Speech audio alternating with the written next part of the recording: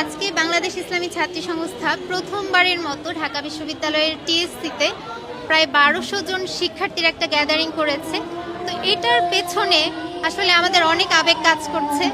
কারণ হচ্ছে বিগত ফ্যাসিস্টের সময়ে আমরা দেখেছি ঢাকা বিশ্ববিদ্যালয়ের বটতলাতে কোরআন তেলাওয়াতের আয়োজন যখন করা হয়েছিল, তখন সেখানে কিভাবে বন্ধ করে দেওয়ার একটা নোংরা প্রচেষ্টা চালানো হয়েছিল এবং এই ধরনের কোনো কালচার আমরা আসলে ঢাকা বিশ্ববিদ্যালয়ে চর্চা করতে পারি নাই। আমাদের কোনো ধরনের স্বাধীনতা আসলে ছিল না। তো এই যে জায়গাটা থেকে আমরা বের হতে পেরেছি আলহামদুলিল্লাহ, এবং আমরা আমাদের মতো করে সুস্থ সংস্কৃতি ছড়িয়ে দেওয়ার চেষ্টা করতে পারছি। বর্তমানে রাজনৈতিক যে প্রেক্ষাপট, এই প্রেক্ষাপটের আলোকে বাংলাদেশের রাজনৈতিক দলগুলোকে আহ্বান করব, এই যে একটা সংস্কৃতি চালু হয়েছে, সবাই তাদের স্বাধীনতার চর্চা করতে পারছে, এই চর্চায় যেন কখনো হস্তক্ষেপ করা না হয়।